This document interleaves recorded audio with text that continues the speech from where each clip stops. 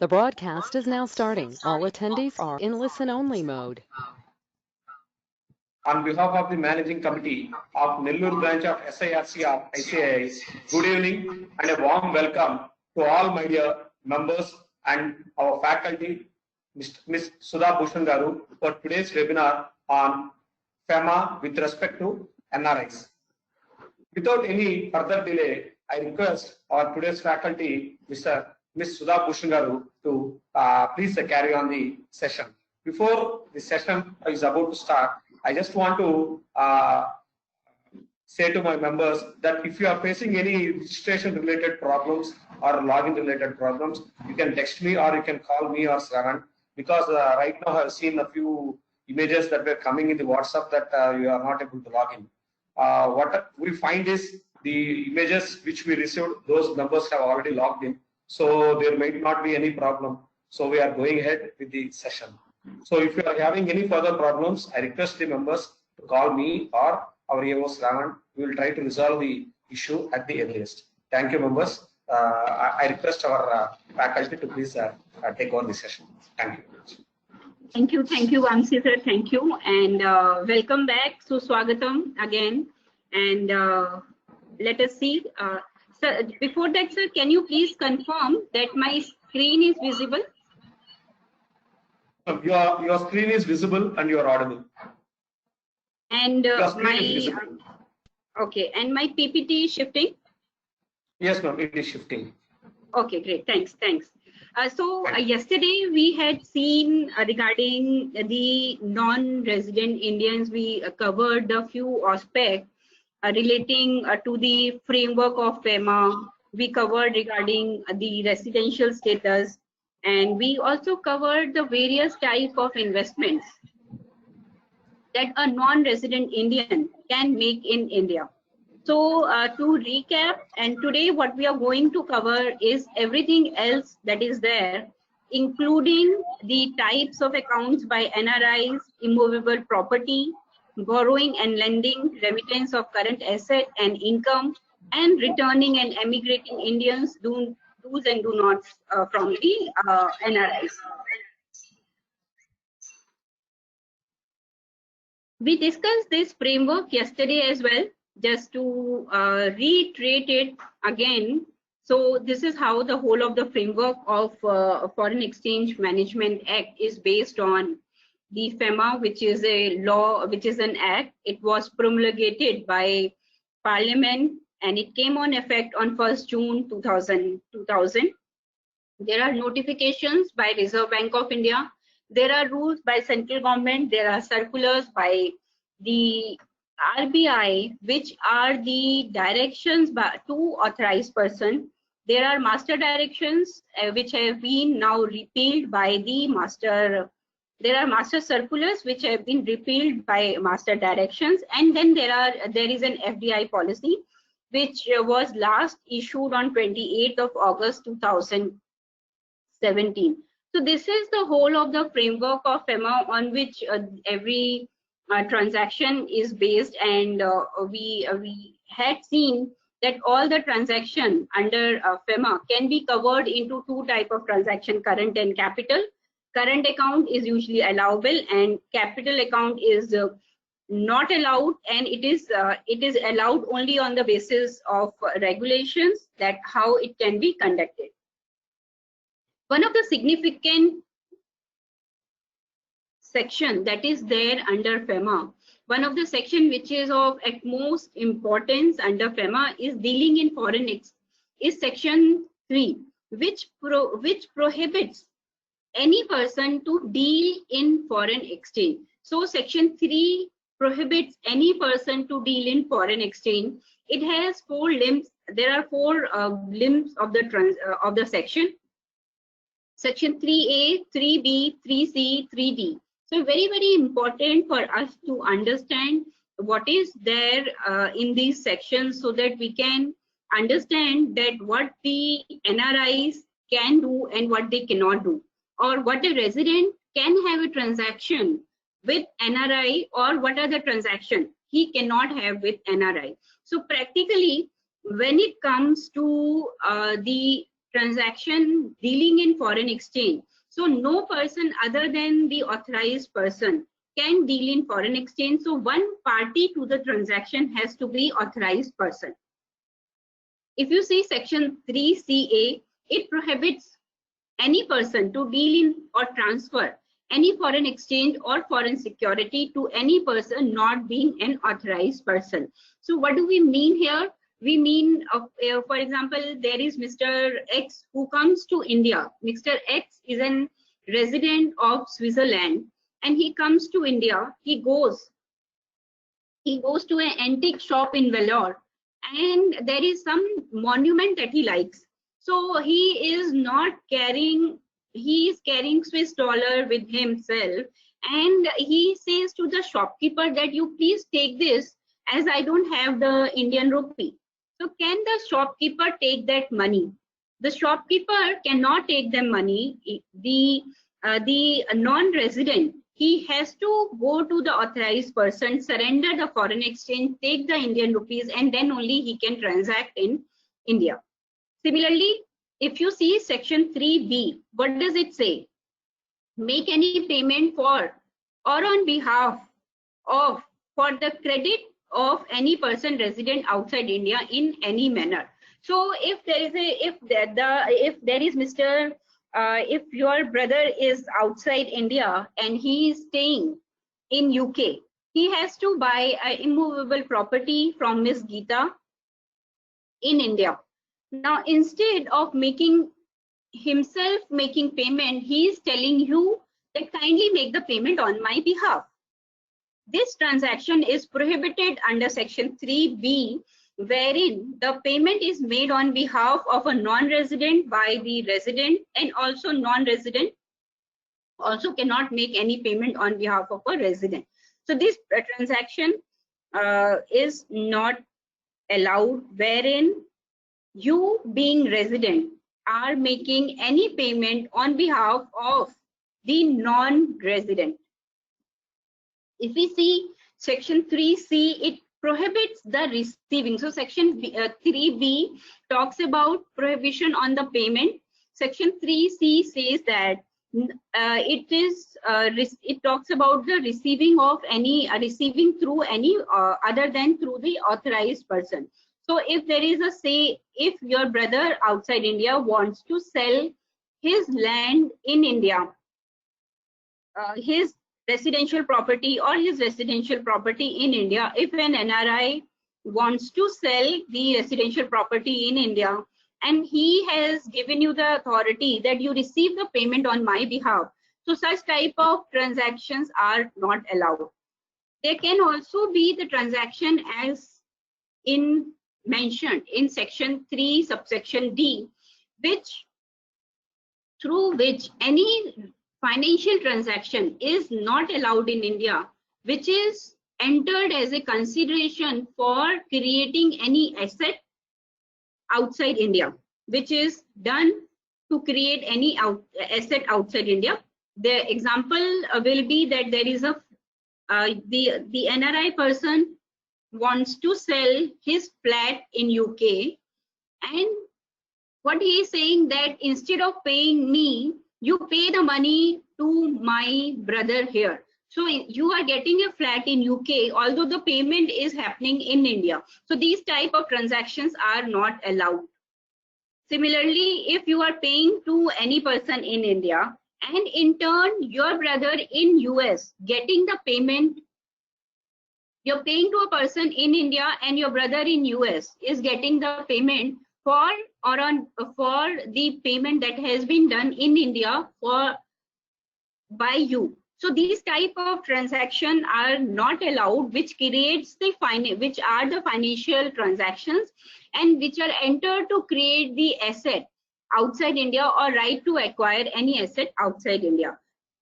So that goes to say that we have to be very careful when we are dealing in the foreign exchange and the transactions relating to non-resident Indians, that any transaction on behalf of non-resident Indians needs to be seen first, needs to be seen if it is allowed and if it is allowed under what circumstances.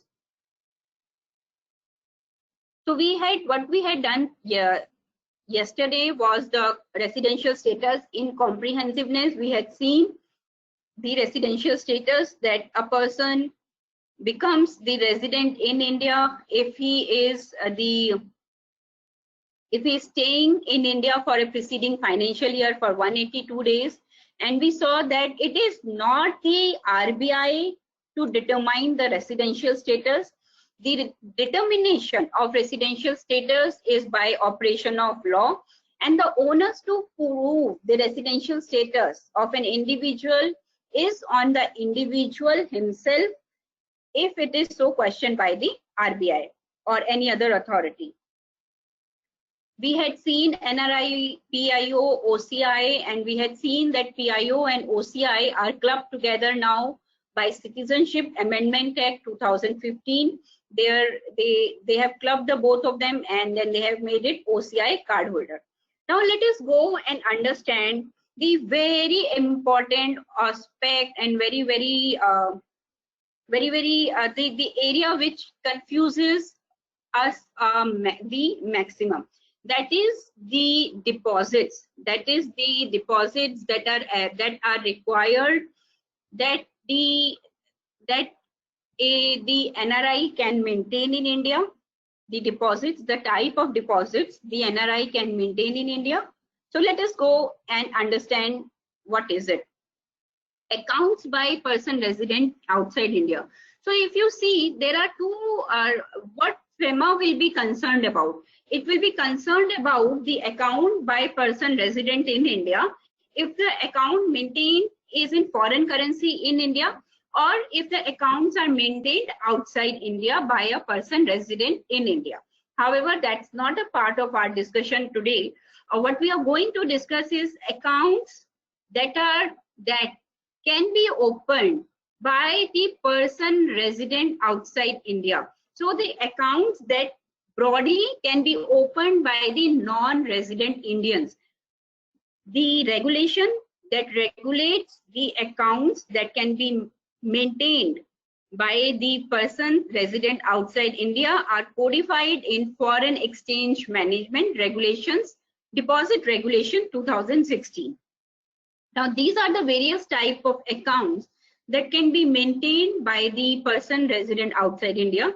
These are NRE account that is mentioned in Schedule 1, FCNR-B account that is mentioned in Schedule 2, NRO account that is mentioned in Schedule 3 of Foreign Exchange Management Deposit Regulations 2016.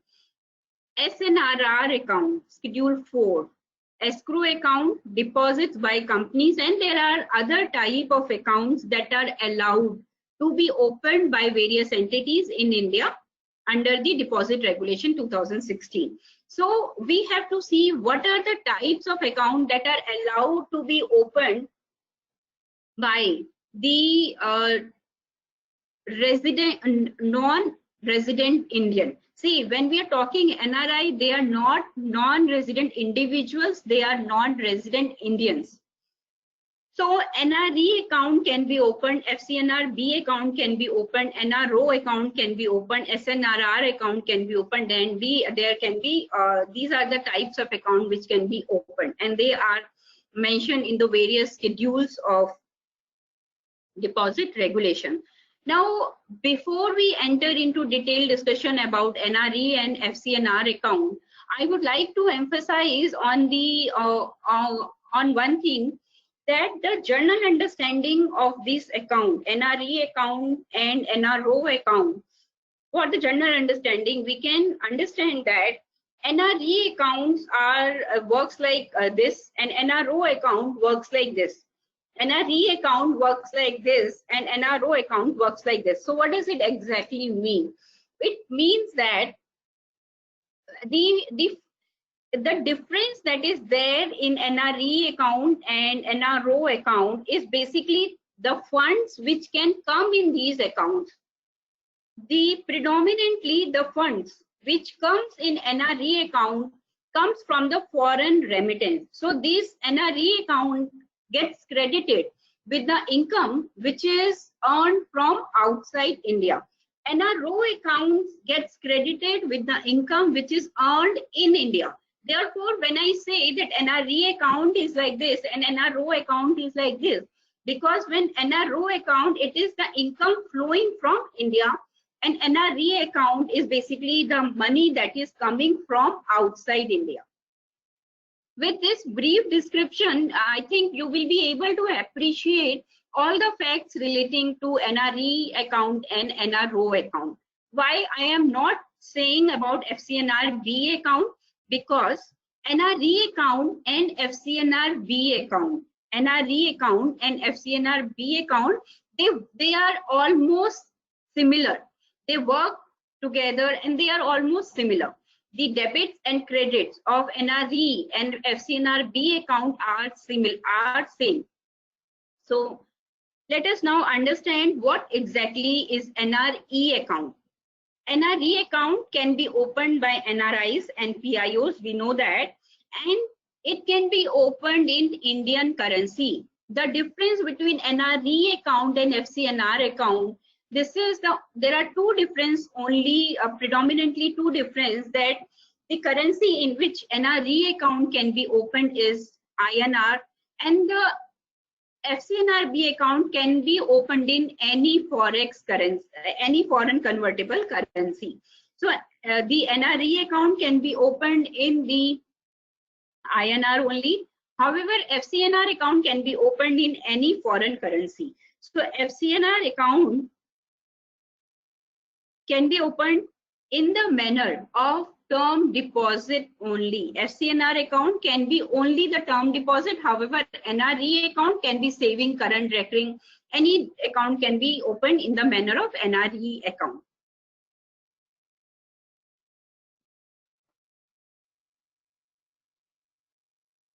Let us see what are the debits and credits from the NRE account and FCNR-B account versus the NRO account. So the permissible, as I mentioned, that the permissible debits and credits of NRE account and FCNR account are similar and they are the same.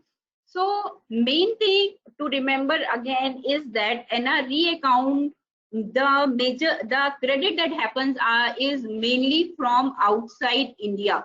The credit under NRE account is from outside India, and the debits, the debits to NRE and FCNR-B account are the debits to NRE or FCNR-B account are any investment that the NRI wants to do. It can be anything: local disbursement, remittances outside India, transfer to NRE or FCNR account of the account holder, investment in shares, security, commercial paper of Indian company, or purchase of immovable property in India, provided such purchase or investment is covered by the regulations.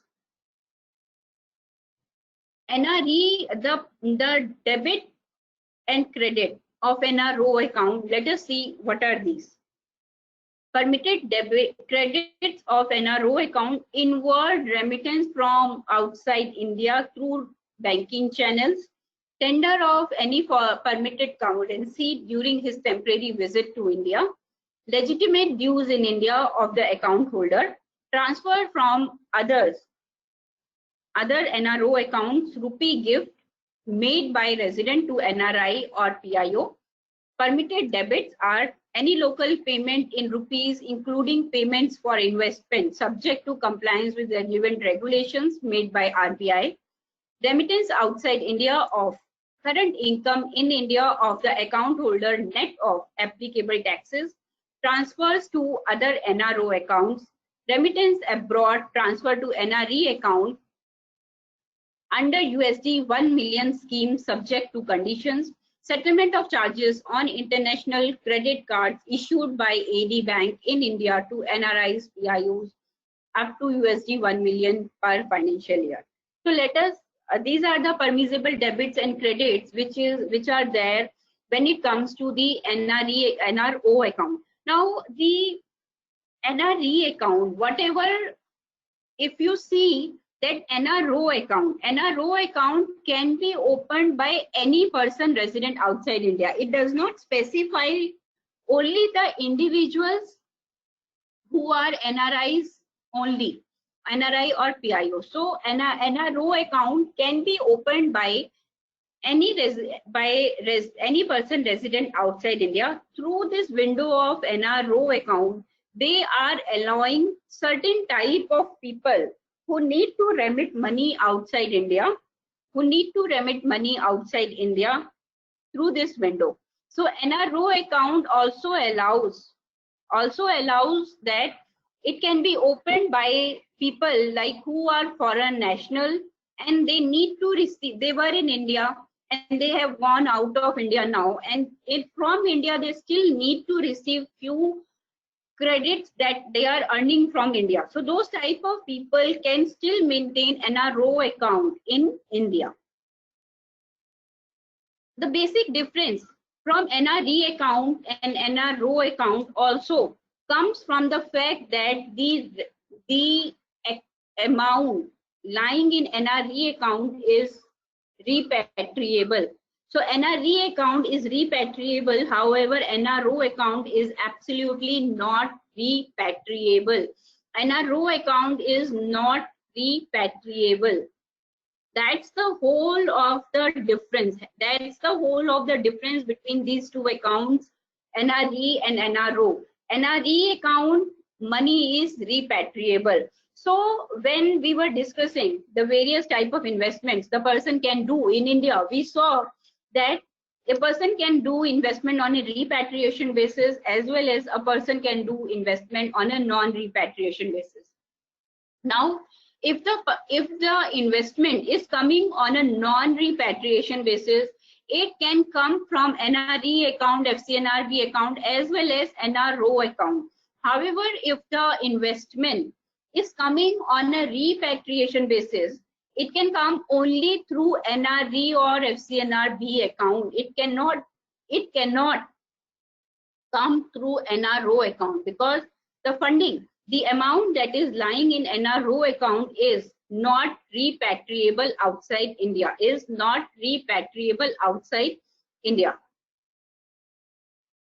One of the things that is there with regard to NRE account and FCNRB account, under Section 10 of Income Tax Act, the interest on NRE account is exempt from taxation. Now it says that the section says that the amount which is earned by NRI is exempt in the hands of NRI,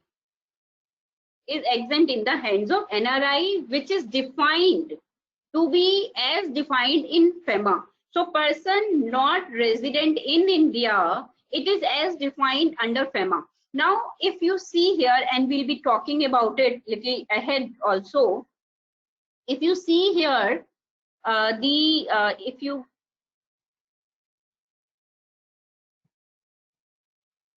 if you see the non-resident who comes to India permanently, who comes to India on employment, becomes the resident from the day he touches he comes to India. Therefore, whatever balances that he is holding in NRE account becomes, he has to change the balances from the moment he comes to India, because the moment he comes to India for staying in India for permanently, he becomes the resident in India. So if he is becoming resident in India, the privilege of getting the interest as exempt from taxation is not there.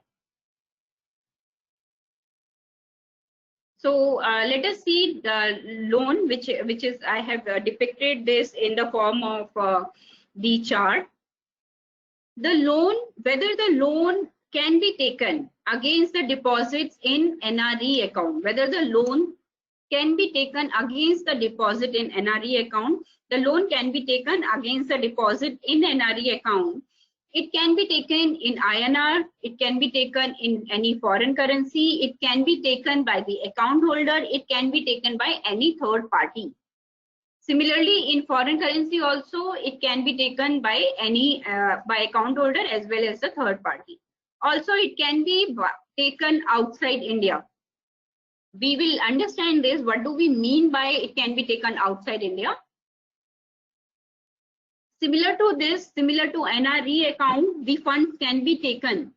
The loan against deposit in FCNR can be taken in INR, in foreign currency. So everything that you can think of is permissible. Now, in case of loan against deposit in NRO as well, it is, if it is a loan against deposit in NRO account, in that case, it can be taken in INR. However, it cannot be taken in foreign currency. So loan against INR cannot be taken in the foreign currency.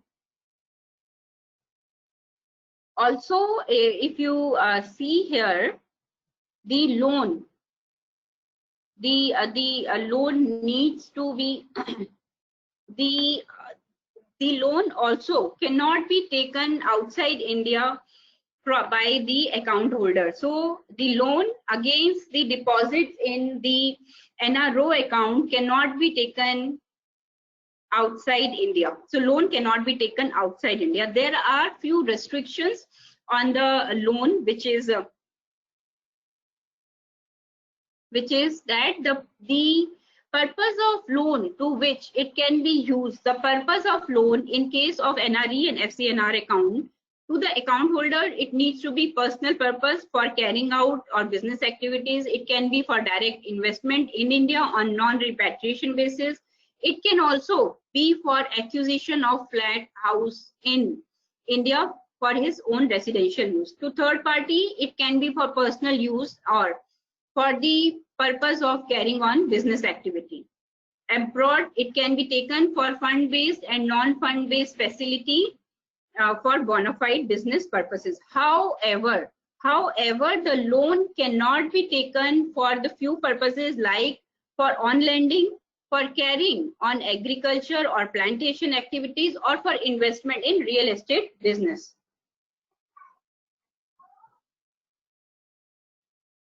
Similar to the NRE and FCNR account, the loan cannot be taken against the NRO account, deposit in NRO account, and utilized for the purpose of on lending or for carrying on agriculture or plantation activities, or for investment in real estate business. However, it can be used for personal requirement and for business purpose, and to the third party also it can be used for the personal requirement and for the business purpose.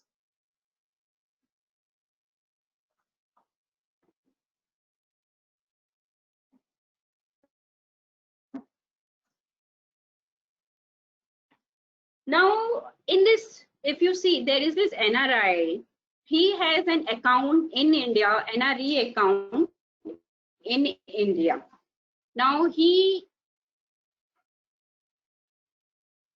can take the loan against deposit. He can take the loan against deposit. However, he cannot use it for the purposes as mentioned, that he cannot use for on lending or for agricultural plantation activities or for investment in real estate. Also, it cannot happen that the person is taking the loan in India and then he is sending the money outside India. So NRE, loan against NRE account, it cannot happen that the money is taken in India and the amount is sent outside India. However, it may so happen, it can happen that the correspondent branch of Indian bank can give the loan against the deposits held in India to the NRI. So instead of Indian bank, they can request that the corresponding branch of the Indian bank or constituents of the Indian bank outside India, they can give loan against the deposits held in India. They can give loan, the branch outside India can give loan against the deposits which are held in India. One more thing which is there, that if the NRI, who is Mr. D.S. Rao, he is a very good friend of Mr. A. Now, he has a NRE deposit in the bank with India. Against his NRE deposit, the loan is given to Mr. A against the deposit. Now, in consideration of this loan, what Mr. A does, he says that against the loan that has been given by the bank against your deposits to me in India, I will transfer my flat to you in UK. My flat to you in UK. So any type of consideration directly or indirectly in foreign exchange cannot flow to the non-resident against the loan deposit which is flowing to the third party. So any type of foreign exchange consideration cannot flow to Mr. D.S. Rao in this case. This is regarding everything regarding the NRE account and NRO account and FCNRB account. What we have understood is that the FCNRB account and NRE account are almost similar. They function, their debits and credits are same. The only difference is that FCNRB account is maintained in foreign currency, and it can only be maintained in the form of term deposit. And NRO account is not repatriable, and NRE account is repatriable outside India. NRE account is maintained in Indian currency.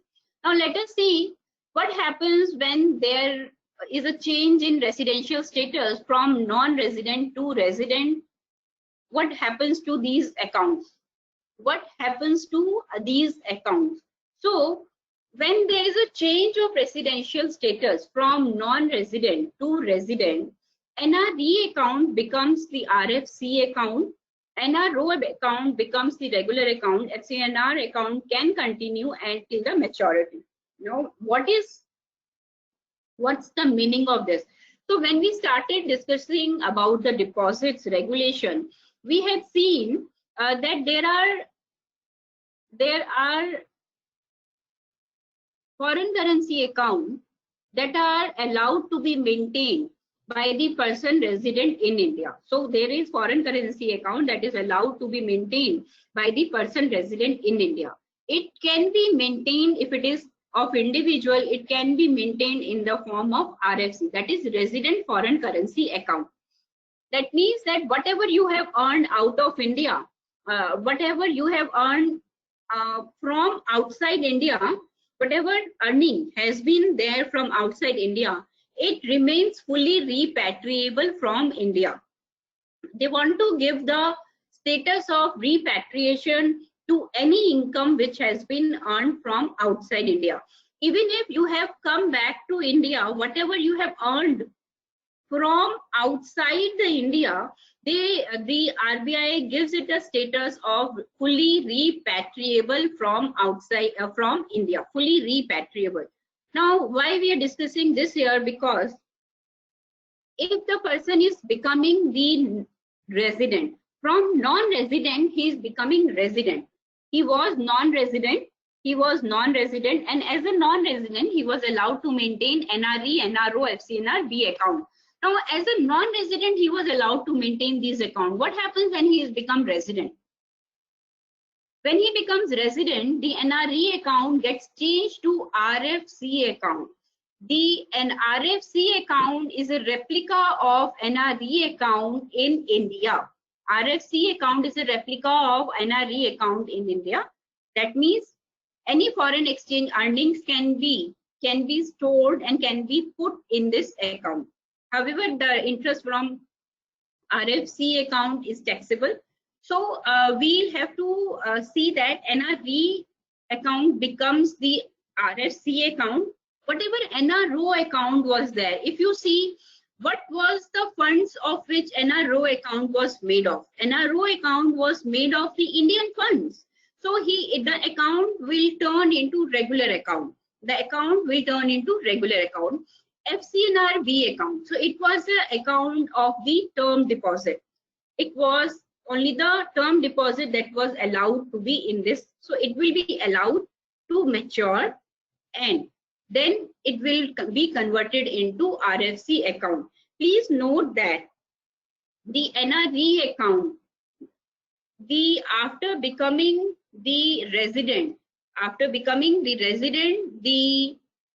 as per the deposit regulations, Schedule 1, the person, the individual needs to immediately inform to their AD bank about the change in residential status. Let us see it with an example that there is a change, or let us see it with the example that Mr. XG is an Indian resident. In April 2019, he takes up the employment in USA. As on April 2019, he maintains the following bank account deposits in Bank of Baroda. The account is held jointly with his relatives. Now there are these accounts that are maintained by him. He is having fixed deposit account in which he is coming as a first name, and he has a current account in which he is coming as a first name. He has a RFC account, RFC domestic account, in which his name is coming as a first name, and also he has a saving account in which his name is coming as a second name.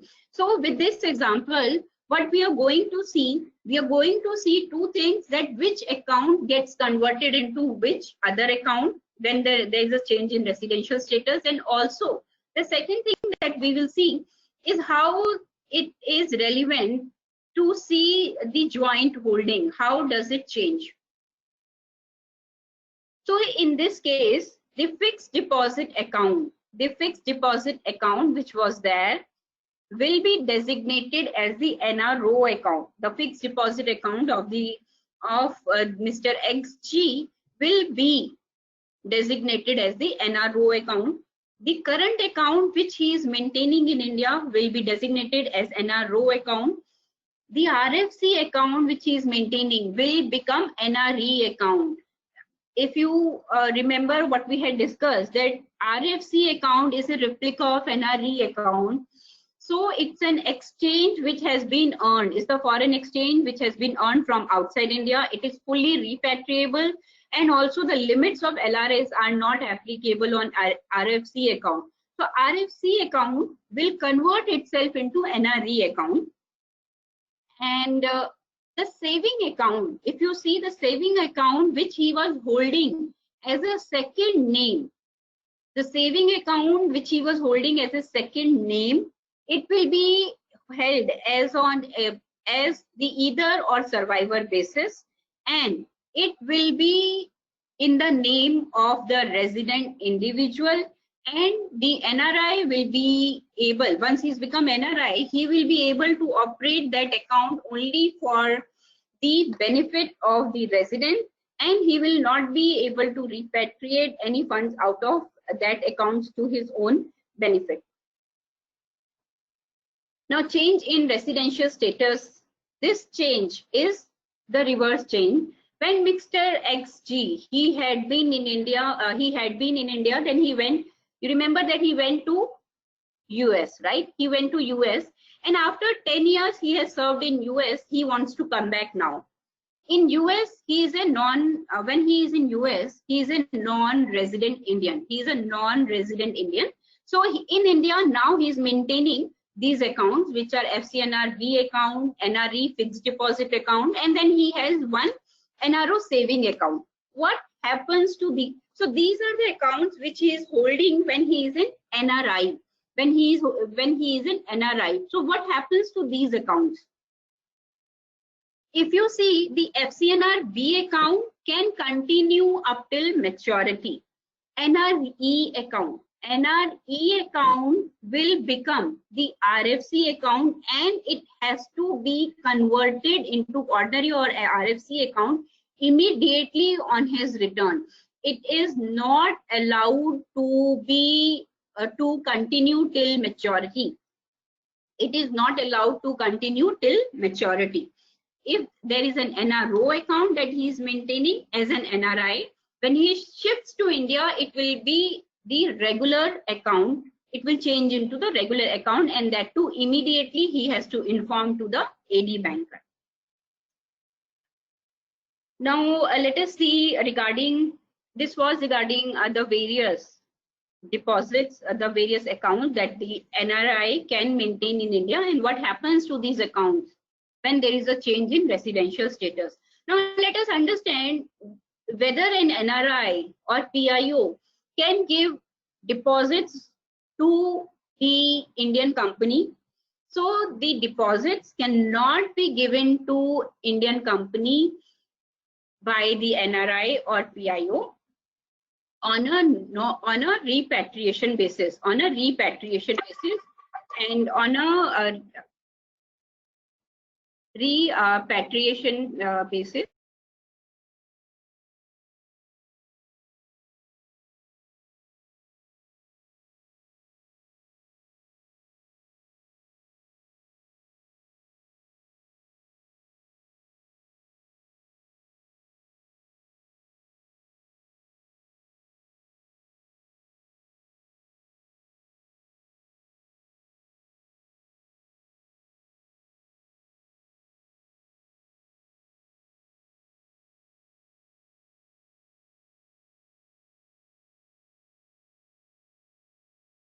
So we were talking about that the deposits cannot be given, the NRI cannot give deposit on a repatriation basis. However, they can give deposits on a non-repatriation basis by following the conditions as mentioned in Schedule 7 of Foreign Exchange Management Deposit Regulations 2016. Now, deposits from NR towards directorship, it is allowed, and they can keep the Indian company can keep the deposit in accordance with Section 160 of the Companies Act, and it is constituted as the current account transaction, and it does not require any approval from the Reserve Bank. All refunds of such deposits arising in the event of selection of a person as a director or getting more than 25% vote shall be treated similarly. On a non-repatriation basis, as I mentioned, that it can be done only, the deposits can be accepted by Indian company or proprietorship concern or firm only on a non-repatriation basis. So NRI can give the deposits only on a non-repatriation basis only. The maturity has to be less than 3 years. There is a cap on interest that is payable. There is a end use restriction, as it is there everywhere, that it cannot be used for relending, carrying on agriculture or plantation activity, or investment in real estate or in any entity which is engaged above. So repatriability, we had seen that it is not allowed to be repatriable. It is not repatriable. So deposits on a repatriation basis not allowed, and deposit on only on the non-repatriation basis are allowed to be given by NRI or PIOs. Or so let us understand the return, the provisions relating to returning or emigrating Indians. So a lot of returning Indians that might come post-COVID because of the situations that has been developed in the COVID times. So what are the formalities that needs to be done by the NRIs when they are returning to India or when they are going outside India? So if you see Section 4, so this is Section 4, wrongly mentioned as Section 6. So Section 4 of FEMA, what it says, that save as otherwise provided in the Act, no person resident in India shall acquire, hold, own, possess, transfer any foreign exchange, foreign security, or immovable property situated outside India. Now, this is a general provision. There, however, what Section 6 subsection 4 under FEMA, it specifically allows that a person who is resident in India, he can hold anything which he had acquired when he was resident outside India. Means whatever you have earned when you were outside India. So you have foreign currency, foreign security, immovable property. If that is there outside India, in that case, a person is specifically mentioned in section 6.4 that he can continue to hold those assets. Now, why it is required to put this? Because otherwise, no person resident in India is allowed to hold any property outside India, otherwise than is provided in the rules and regulation and the act. So what we are seeing that any person, whatever has been acquired from outside India, it can be held outside India, even if the person has returned to India. So what is that? However, if you see, it was what needs to be done. If they are the bank account in India, they need to be redesignated. They need to be redesignated to NRO, NRE, FCNR account, whatever it is. He can continue to hold the bank accounts outside India. Foreign bank accounts can be continued to be held by that person. And he can take the benefit of RFC account. The shares, RFC, so NRE had shifted to an RFC account. Any shares or security that he had acquired from outside India, he can continue to hold those shares and securities. Any immovable property that he had acquired from outside India when he was outside India, he can continue to hold those assets, being immovable property. If he was a partner in a firm or a proprietor of a concern, he can continue. Also, if you see that he can hold those assets when he was resident outside India, also these assets can be held if he has inherited this from a person resident outside India. What happens to the insurance policy? So any insurance policy he can continue to hold. It can be life or general insurance policy outside India. There is no permission required for payment of premium. However, maturity proceeds from that insurance policy, it needs to be repatriated to India within 7 days. Now, what happens? This was regarding the returning Indians who are coming to India. What happens to the people who are going outside India? What happens to their assets and who are emigrating out of India? What happens to their assets? What happens to their security? So any person who is going outside India is allowed to retain, transfer, hold Indian currency, security, or any movable property situated in India if it was acquired when this person was resident in India or is inherited from a person who is resident in India.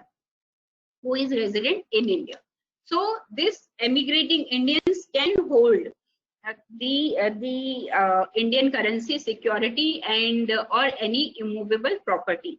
So his bank account in India will convert into NRO account.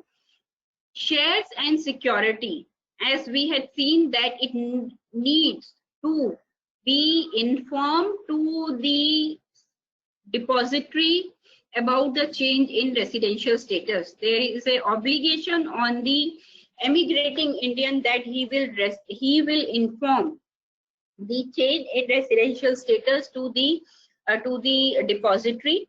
So this person who had shifted to UK and he had this share DP account with the Sher Khan, and then he did not inform them, and then he's still continuing to invest through his NRO account in that. So what happens to these type of this type of transaction? They are in contravention of FEMA. They are in contravention of FEMA.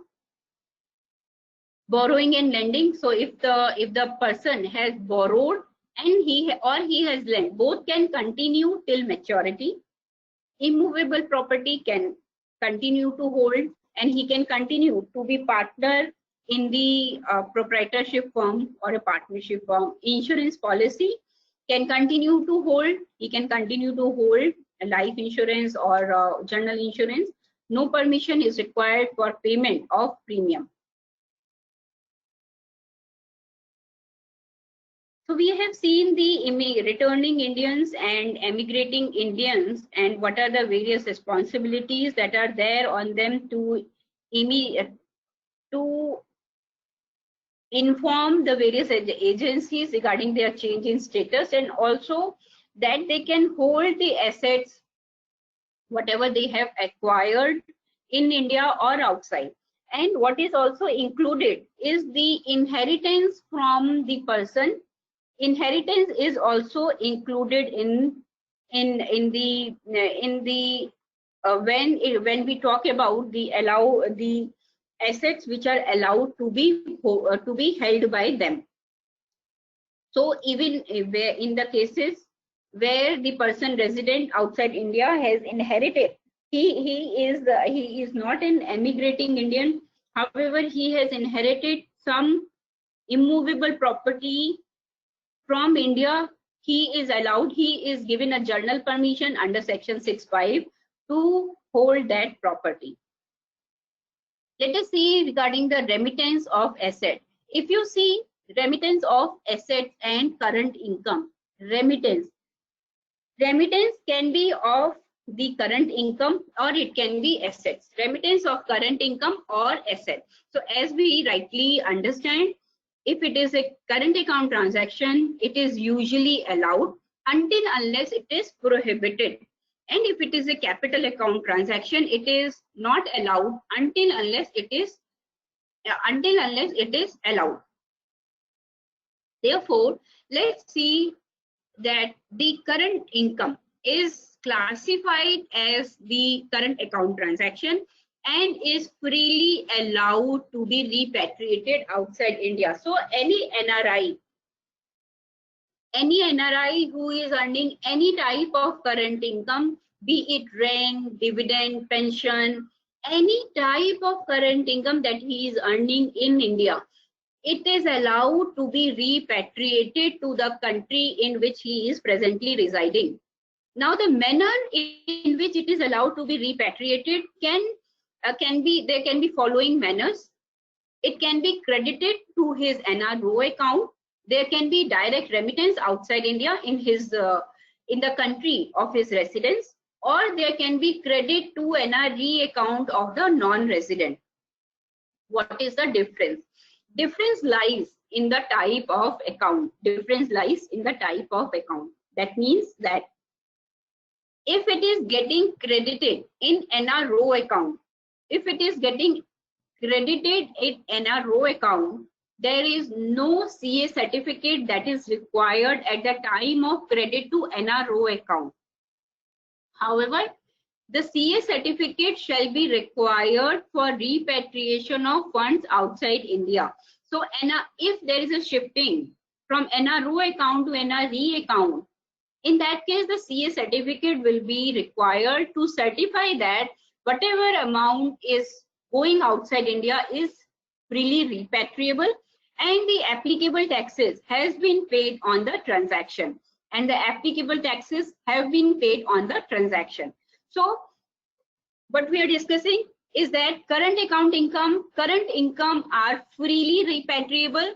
The method of repatriation can be credited to NRO account, it can be directly remitted to his account outside India, or it can be credited to NRE account. If it is getting credited in NRE account, so what is the meaning of that? It means that from NRE account, it is freely repatriable outside India.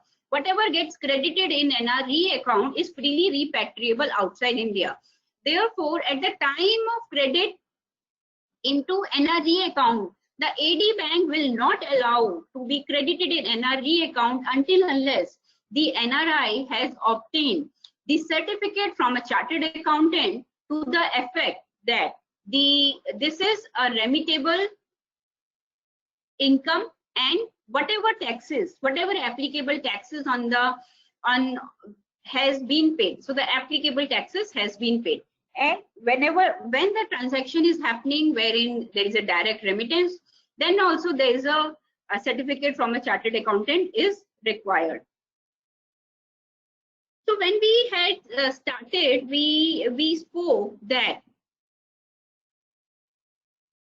we had spoken that NRO account can be opened by not only NRIs but also by other people.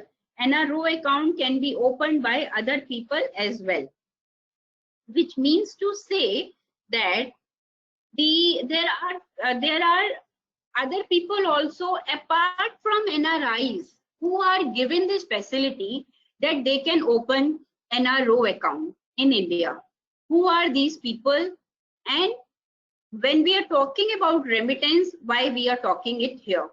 Now, the foreign nationals who have come to India on employment and they became resident, they are permitted to open the they are permitted to redesignate their existing resident account to NRO account on leaving India, and after employment to receive their legitimate dues in India subject to the conditions. Now also the person who is resident but not ordinary or not permanently resident in India and who is on deputation to office or branch of a foreign company or subsidiary or joint venture in India of such foreign company is allowed to remit net salary after deduction of taxes, contribution to provident fund and other statutory deductions. So the current income is in the nature of salary, as we have discussed, is allowed to be repatriated outside India. I don't know if I discussed the concept of this resident but not permanently resident in India. Even if I discuss, let us discuss it again. So in between the person resident in India and person resident outside India, in between the person resident in India and person resident outside India, there is a category of persons who are categorized to be resident but not permanently resident in India. Who are these type of people? Now we all know that the person, if he is coming on employment in India, he becomes a resident. Now being a resident, he has lot of restrictions on what he can remit and what he cannot remit, what he can acquire, what he can hold. So to take care of these restrictions, there is another segment of resident, that is resident but not permanently resident in India, that has been specified in deposit regulation, which says that if the person is resident in India because he is on deputation and his period is because of his employment in India and which does not increase 3 years, in that case he will be classified as the person who is not permanently resident in India, and he is given the benefits with regards to repatriation of funds outside India, with regards to holding of assets outside India. So there are some relaxations given to him from being resident, because being resident is very, very restrictive. One of such relaxation is also that he can remit his salary outside India when he is on deputation to India. We have spoken about the remittance of current income. Let us talk about the remittance of assets. So remittance of assets can fall into two categories. One is remittance of assets when it was the residential property which was purchased by NRI out of foreign exchange, and the remittance of assets under $1 million per financial year. So it can be remittance of assets when the asset was a residential property purchased by NRI or PIO out of foreign exchange, and the USD 1 million per financial year scheme that can be done. So remittance of asset, the non-resident Indian can remit. The non-resident Indian can remit the sale proceeds of the residential property which he has in India if the residential property was acquired by him in foreign currency. In that case only he can remit the funds outside India. In other cases, he will have to go to the 1 million scheme. So if he had acquired some property out of the funds remitted from outside India, in those cases, he can take back the sales proceeds. He can take back the sales proceeds out of his account in India. And this, as I mentioned, that however, this is restricted to the fact that this is that the purchase of the property was out of the foreign exchange only. Now this facility, this repatriation facility is restricted to two house properties. So this facility is restricted to two house property. It cannot happen that you are selling and buying and selling. That is not allowed. Only two residential properties that a person can remit out, the sale proceeds can be remitted. Most of the time what happens at these NRIs, what they do, they book a flat out of their NRE funds, and because of some reason they have to cancel the flat. Now if the funds have come from NRE account, whether the remittance for cancellation of funds can go to the NRE account only. Why NRE account? Because money from NRE account is very precious. Now whether whatever funds had from NRE account on the cancellation of flat, if it has come from NRE account, it can be credited in the NRE account as well. Now let us go. This was regarding the sale proceeds of residential property purchased by NRI out of foreign exchange. Let us now understand the $1 million scheme. So every non-resident Indian can remit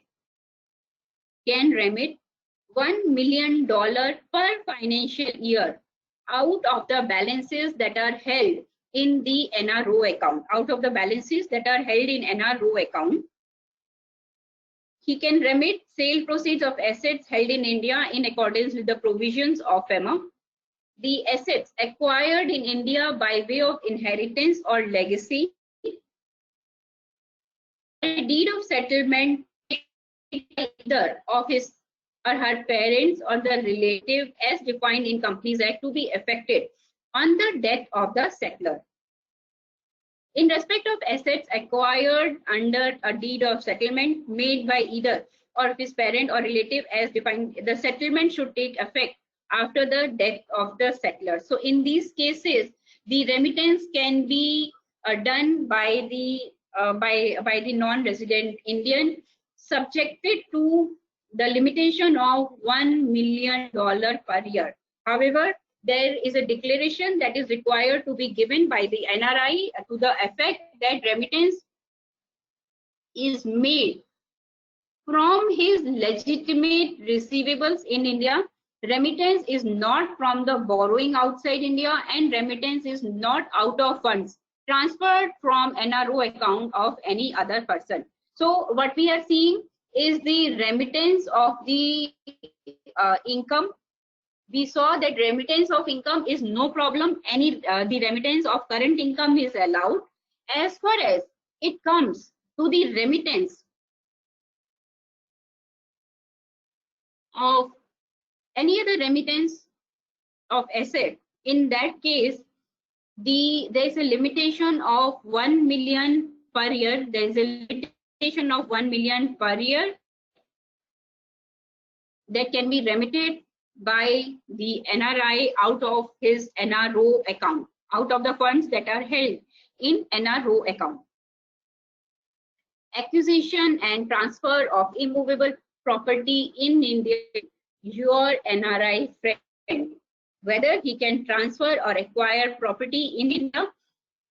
So the acquisition and transfer of immovable property, previously it was managed by the Foreign Exchange Management. Acquisition and transfer of immovable property in India, regulations 2015. However, it has been amended now, and now it has been shifted to Foreign Exchange Management Non-Debt Instrument Rules 2019. So with the shift of power in from RBI to the central government, the power of making rules, the power of making rules relating to the acquisition and transfer of property out in India has been shifted to the Foreign Exchange Management Non-Debt Instrument Rules 2019. As per the rules, any person who is an NRI or an OCI, he can acquire any immovable property in India. He can acquire any immovable property in India other than the agricultural land or farmhouse or the plantation property. He can acquire any immovable property other than agricultural land, farmhouse or plantation property. The funds have to come from outside India.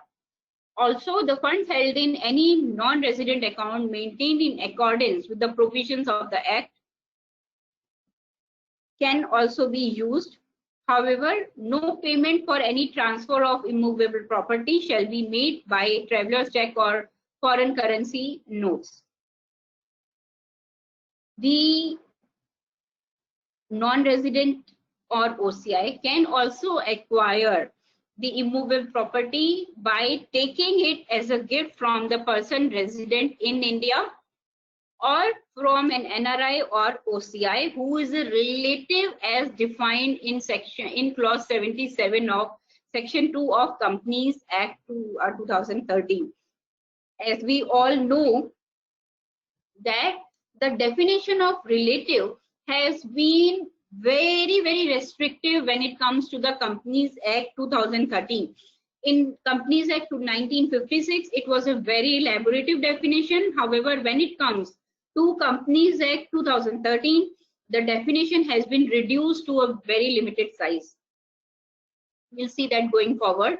Also, the person who is a NRI or OCI, he can acquire the fund by way of inheritance from a person resident outside India who had in turn acquired it when he was a person resident in India. The acquisition can also happen from transfer of property from person resident in India or transfer any property other than agricultural land or farm or plantation property to an NRI or OCI. So they can transfer the property to any person in India and transfer the property which is not agricultural land, farmhouse or plantation property to an NRI or an OCI. Joint acquisition. So there can be a joint acquisition that can be done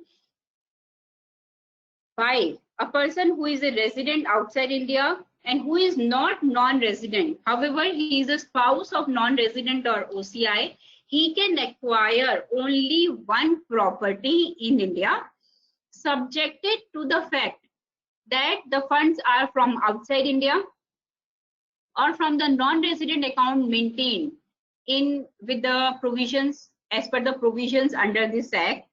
The condition that is also there is that the marriage has to be registered as well as the marriage should have subsisted for continuous period of 2 years immediately preceding the such acquisition. So the joint acquisition can happen. However, a person resident outside India who is a spouse of NRI can acquire the property. However, in the lifetime, only one property.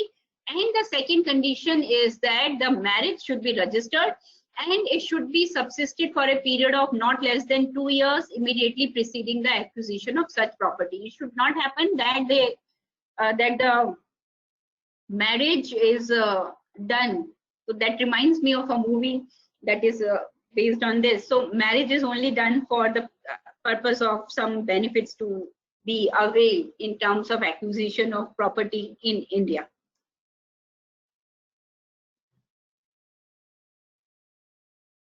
Acquisition by long-term visa holders. So acquisition can happen by long-term visa holders as well. However, to certain restrictions. So long-term visa holders are basically the people from the countries like Afghanistan, Bangladesh, Pakistan, and these people who are belonging to the minority communities there, they can acquire the immovable property in India, however, as restricted to one residential property and one for self-employment. So this two properties, one for residential and one for the carrying of self-employment, they can acquire, and it is subjected to restrictions that the person being citizen of Afghanistan, Bangladesh, Pakistan, if they are on a long-term visa and they are from the minority communities in that country, they can acquire the property in India, however, subject to the restrictions that the property is not located in the restricted or protected areas notified by central government and the other restrictions that are there. The sale proceeds, we have seen that the repatriation can happen of the sale proceeds that are earned by selling of these properties. So no person being the citizen of Pakistan, Bangladesh, Sri Lanka, Afghanistan, China, Iran, Nepal, Bhutan, Hong Kong, Macau, Democratic People's Republic of Korea can acquire any property in India without the permission of the Reserve Bank of India. So no property shall be allowed to be acquired by these country citizens of these countries if they are it has to be under the approval of Reserve Bank of India only. So a builder company has taken advance against the flat booking from NRI in foreign exchange. Now the NRI wants to cancel the flat booking. Can the builder refund the money amount in foreign exchange? So what is your view on this? Yes, the refund can be done in the foreign exchange subjected to the fact that the advance had also come in the foreign exchange by debit to NRE or FCNR account or by direct remittance from outside India through normal banking channels. So let us now proceed to understand what the NRI can, whether the NRI can borrow from Indian resident and whether the NRI can lend to Indian resident, whether a NRI can borrow to Indian resident from Indian resident or whether he can lend to Indian resident. So the NRI can lend to Indian resident, or the person who is a resident of India can take loan only to the extent of limit of LRS, that is 2,50,000. So the loan can be given by the NRI or can be availed by the resident in India, subjected to USD 2,50,000 only.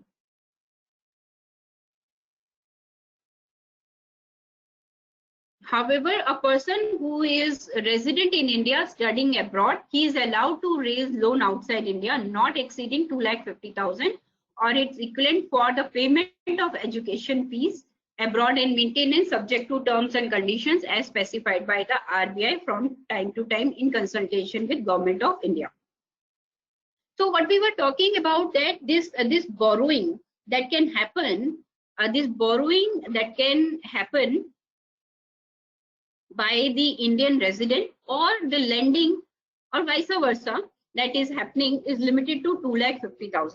Now the NRI who is close relative of resident, he can only give loan to the resident. So NRI can give loan, however he has to be the close relative of the of the resident in India, as I was mentioning.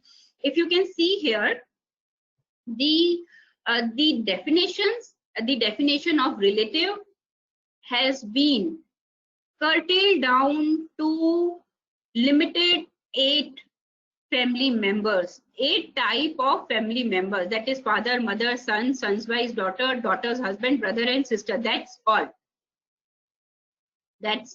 that is included in the definition. In comparison to that, if you see the definition which was there in the Companies Act 1956, it included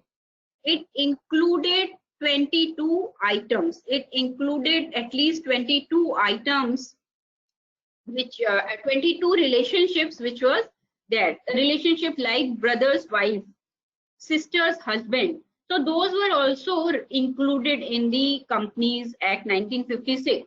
So what does it say? That the people from the loan can be taken by a resident in India, or NRI can give loan to very limited people in India. So NRI can give loan to father, mother, son, son's wife, daughter, daughter's husband, brother and sister. That's it. So these are the people who can take loan from NRI, or NRI can lend to these people in India. So I hope you are able to understand that the borrowing and lending by NRI, borrowing from Indian resident and NRI taking the loan from Indian resident, or NRI giving the loan to Indian resident, is limited to the close relative, as well as it is limited to the limits, that is 2,50,000.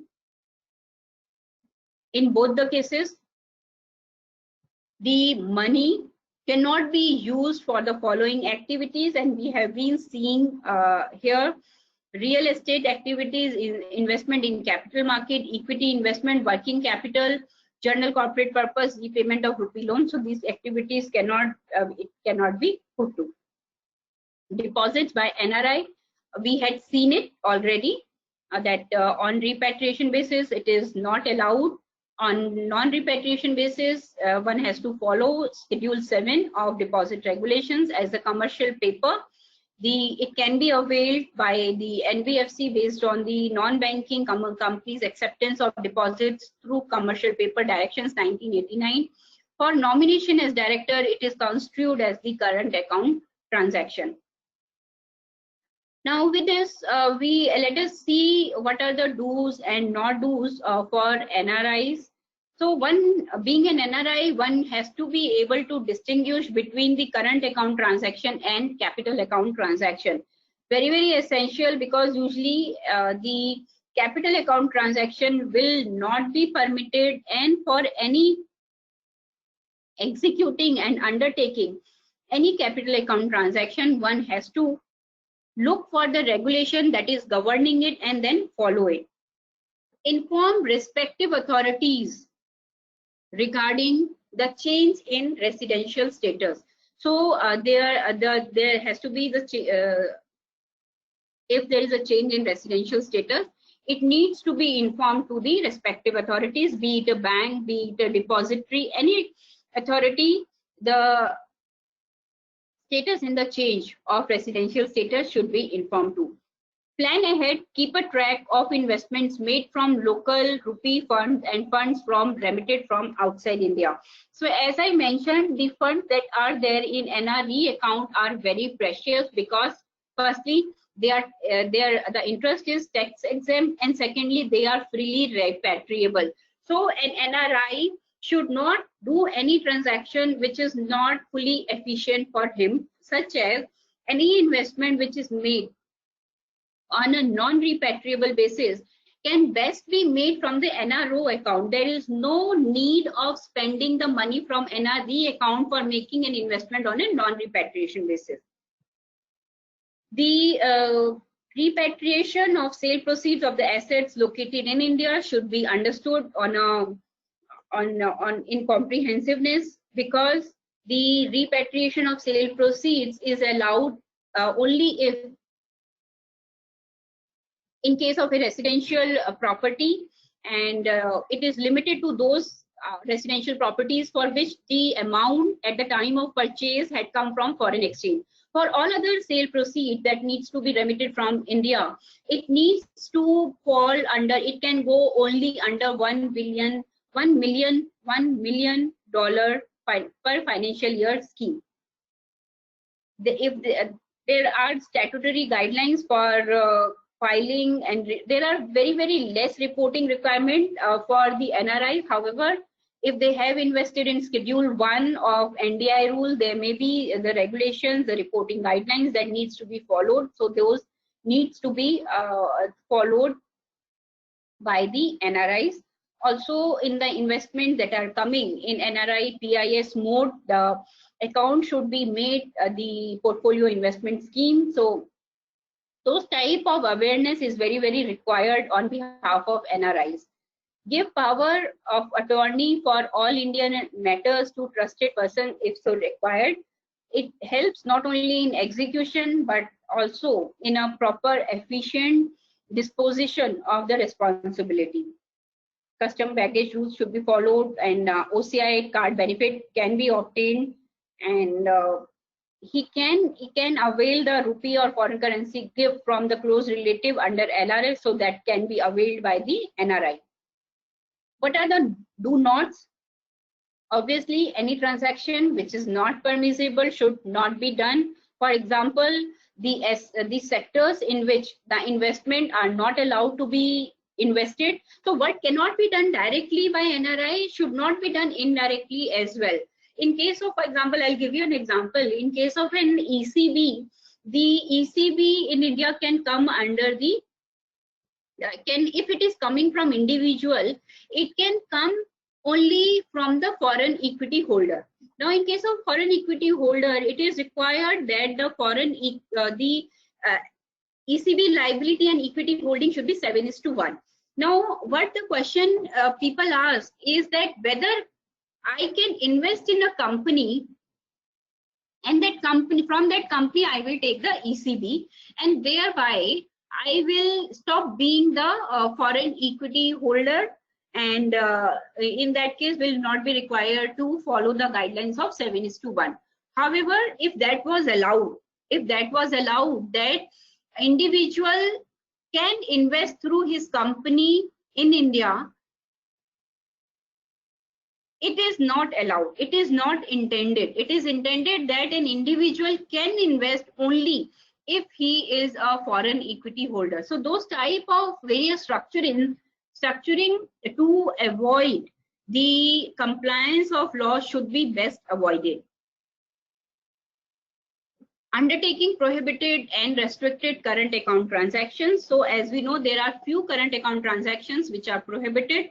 So there are three schedules to current account rules: Schedule 1, 2, and 3.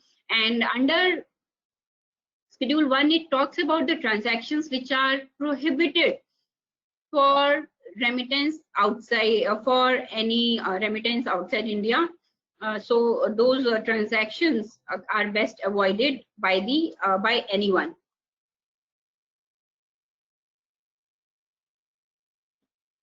We had seen Section 3, which prohibits that the resident should not make the payment, receive the payment on behalf of the NRIs.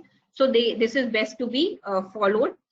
Netting of transactions with residents should be avoided, and receiving gift of movable property from resident relatives is not expressly allowed, so it can be avoided. Also, the Aadhaar card maybe should be linked with the PAN. So this is the don'ts and do's of NRIs. With this, we come to an end of the presentation today, and we can open it for the queries now. So whatever queries that you may have, I'll be happy to take them. Thank you, ma'am. Ma'am, one of the members has raised whether an NRI who has returned back to India, how long can he maintain his balances in NRE and FCNRE accounts? NRE account, when we are talking about the NRE account, so the NRE account needs to be immediately informed to AD Bank that his NRE account should be immediately converted into RFC account. So there is no time that is available to the non-resident who has shifted back to India.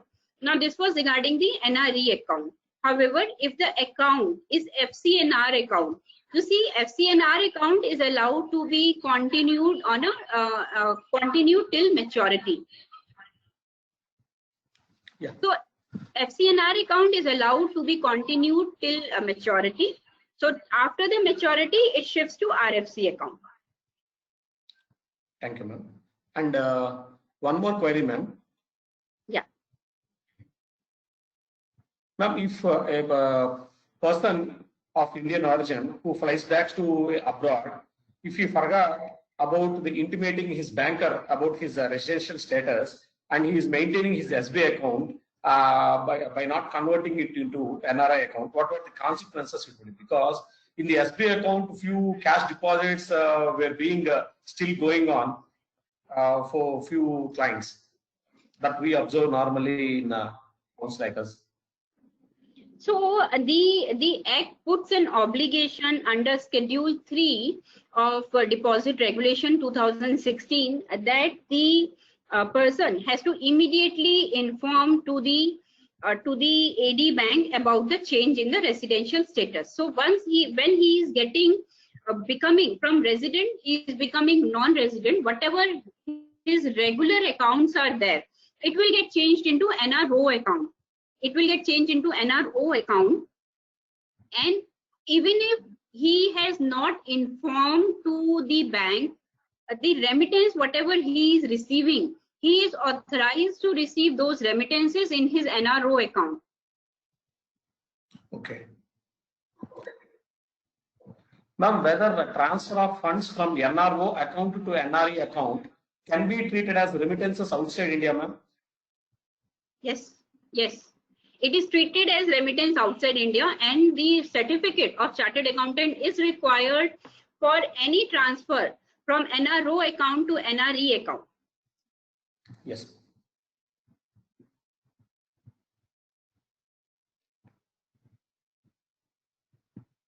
Ma'am, can a partnership firm take loan from individual NRIs? If so, to what extent they can take, and whether is there any obligation that the firm has to intimate the RBI?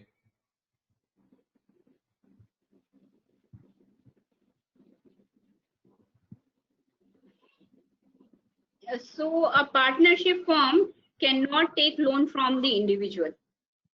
From NRI. the NRI. Yes. Okay. However, the investment can come. Investment in partnership firm can come, but not the loan. Okay.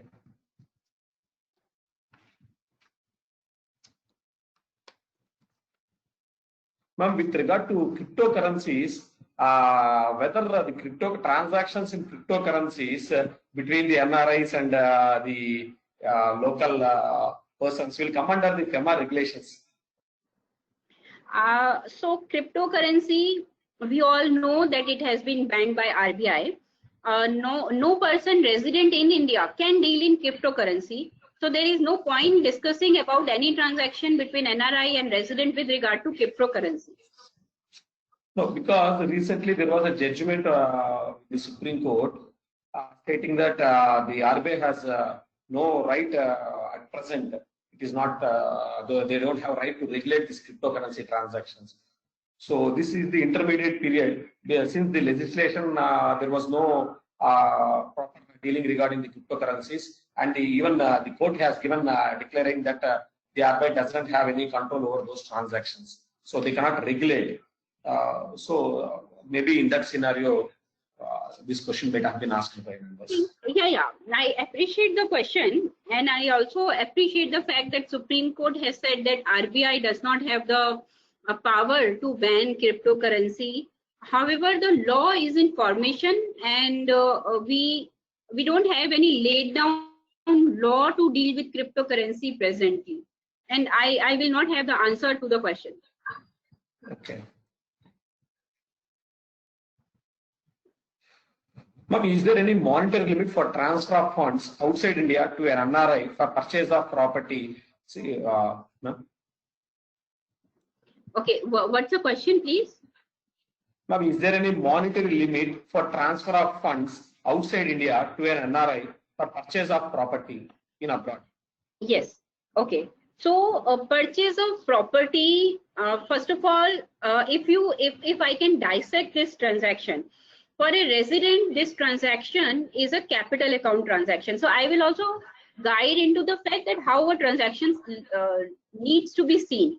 So acquisition of immovable property outside India from NRI, it's a capital account transaction because it is changing the assets outside India of a person in India.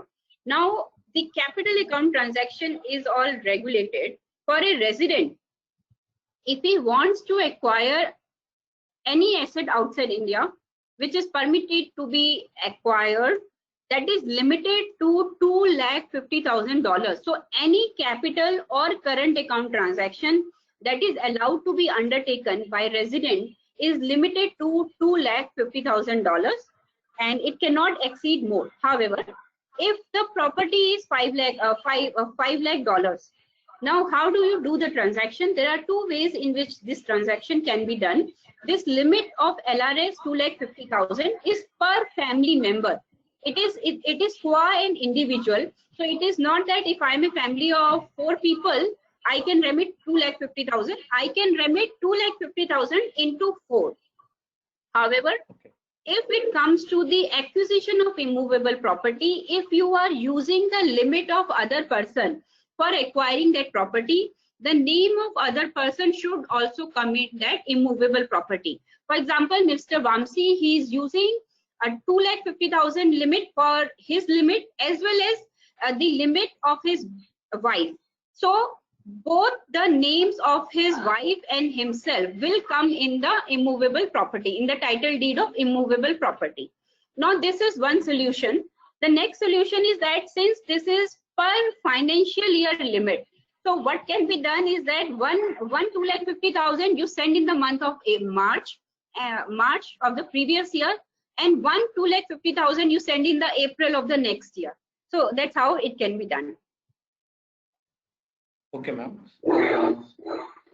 Ma'am, recently we observed that in one of my clients' case, that an agricultural land which was purchased by the father was gifted to his NRI son.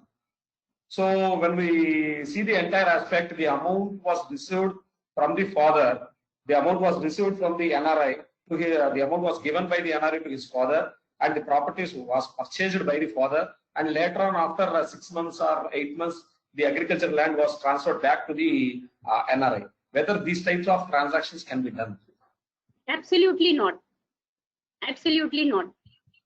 So first of all, anyone in India, we had seen in section 3 that no one can make the payment or receive the payment on behalf of the NRI. So it will not happen that my sister, she's in US, she sends funds to me, and I am purchasing the land on behalf of her, and I am paying to the vendor. When the title of the land is getting transferred to her, this cannot happen. And also, the gift of agricultural land is not allowed. So agricultural land not allowed. Any transaction this way, that way, you purchase the agricultural land, then you convert into non-commercial land, no transaction is allowed. Any structuring with regard to this will be seen as a contravention under FEMA. Okay. Ma'am, can a foreign institute can lend money or invest in convertible debentures or non-convertible debentures in Indian company?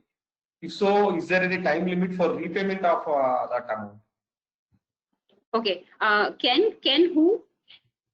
Can a foreign company or a foreign institute can lend Okay. money or invest in non-convertible debentures of Indian company? If Okay. so, is there any time limit for repayment of that principal portion of loan? Okay. So in this, what we have to see is the instrument that the person is talking about. He is talking about non-convertible debenture. Non-convertible debenture particularly will mean that it is an external commercial borrowing. It is an external commercial borrowing. So a foreign company can lend in the form of external commercial borrowing to the Indian company. However, there are minimum average maturity conditions that are there. So it has to be for the minimum period of 3 years. So the conditions is that it has to be there for the minimum period of 3 years. Plus also the interest that can be paid by the Indian company is limited to benchmark rate plus 450 basis points. Okay. Shravan? Sir, two more Shravan, questions. can you pose this question to ma'am? Yes. Ma'am, NRI is holding an agricultural land before he become an NRI. Then he can continue hold the agricultural land and carry agriculture operations. Whether he can sell such agricultural land and repatriate the amount back. Yeah. So what happens that he can certainly hold that agricultural land. There is absolutely no problem because he held that land when he was the resident in India. Therefore, he will fall under the exception of Section 6. Now, the thing is that whether he can sell that land. So he can sell this land only to the person resident in India. He cannot sell this land to anyone else. He can sell the land only to the person resident in India. He cannot sell the land to anyone else.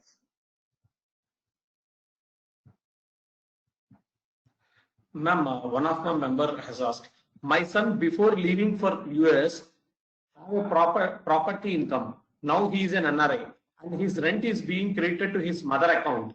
Is it allowed under FEMA? He is filing his return as an NRI. His rent is being given as gift to his mother in India. So in his return, he is showing this return, this amount. Yes, ma'am. In his return, he is showing it as a rental income, but the amount was being credited to his mother account. So actually, this amount, as we had seen, no person resident in India can receive any payment on behalf of the non-resident Indian. So this will fall under this type of transaction, wherein his mother is receiving the income on his behalf, which is not allowed.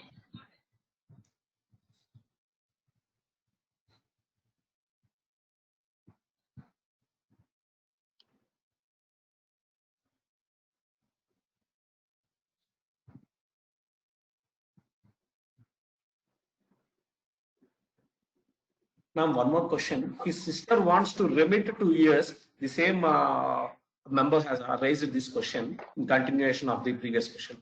His sister wants to remit to US to buy house by her brother from her own sources, a sum of ₹1 crore. What are the things to be followed under the IRS scheme? Not that I have understood the question. LRS. The scheme is LRS. Yes, LRS. No, what is happening is the property is being purchased by the NRI and the money is being given as gift from his sister who is staying in India. So the sister is giving money as a gift to his brother who is staying in abroad, and with that money, his brother wants to buy a property in abroad. So whether it is permissible or not. 100%.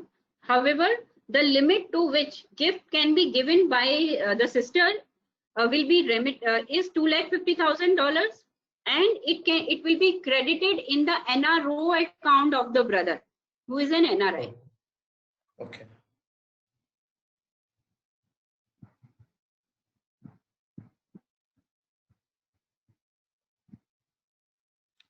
Members, if you have any questions, you can post it directly in the group.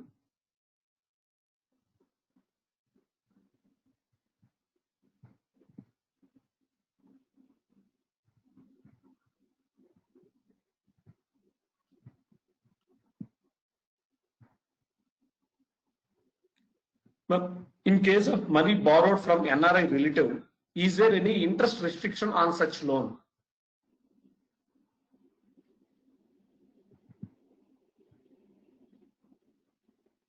Hello. Yeah, I'm listening. I'm just.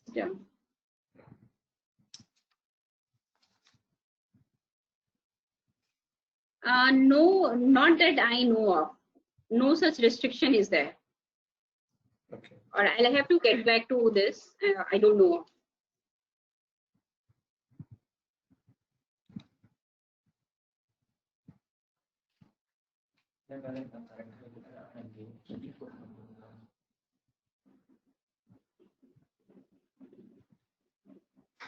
Ma'am, can an NRI give gift to his parents and the parents in turn can lend the money to other persons in India?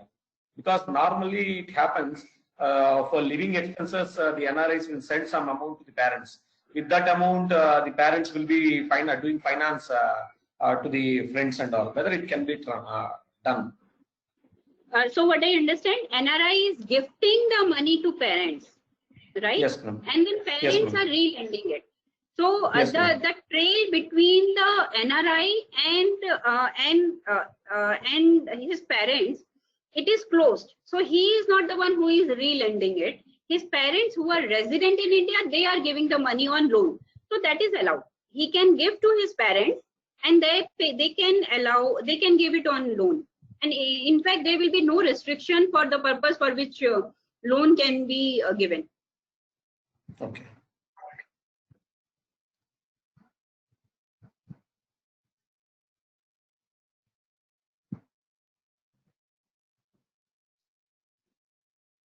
Ma'am, in continuation of that question, like the same way, the agricultural land also can be bought by the NRI. Because previously we said in the same way, the money will be gifted by the NRI to his parents, and there will be a gift deed executed in between the parent and the son, and the agricultural land will be bought by the NRI's father in India. Maybe after 1 year or 2 years, they may again gift it to the son who is staying in abroad. Yes, this can be, that is right. And even in this case, he will inherit it in any case. Yes. He is going to inherit it. Yes, yeah. I agree.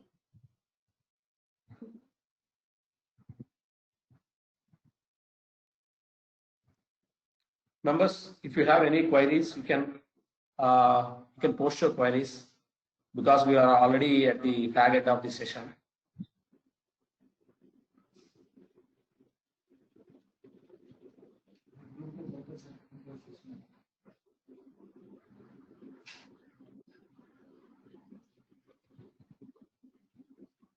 Ma'am, an NRI has a rental income in India, and this amount is being reinvested in the registered chits in India. On maturity of this chit, amount can be repatriated by that NRI. There is a rental income. This is invested in registered chit, and then what happens? After maturity, so whatever balance that we receive from that registered chit, can it be repatriated? Subject to tax, yes. So how it will happen?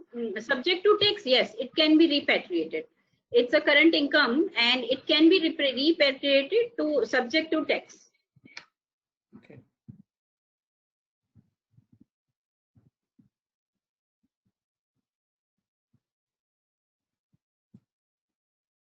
Now, for such repatriations, whether we need to intimate RBI?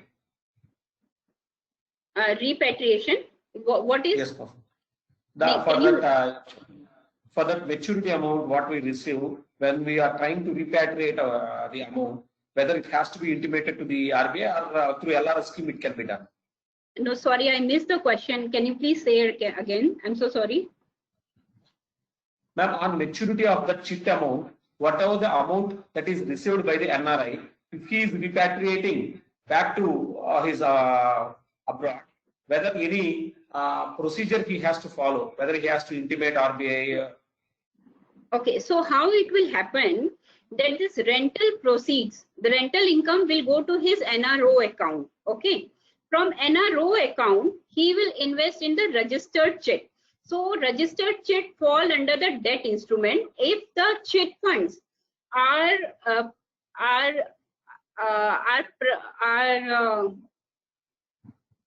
issued, not exactly issued, we will say that are allowed by the state government. He will be able to invest only on those chit funds. Now it can come only on a non-repatriation basis. The chit funds only on the non-repatriation basis. So if it comes on a non-repatriation basis, what he will be able to, okay, nice question. Just give me 1 minute. Rental income in any case, okay, NRO account he had. So whatever he had invested, it will be able to be go back after the payment of taxes only. So from NRO account, it will come to the registered chit fund. Only the amount which is invested as a investment amount, that will be able to go as a outside India. However, whatever amount which is there in the form of any income, that will not be allowed to be repatriated outside India. So the amount of income will not be allowed to be repatriated outside India. Okay. Any other questions, members?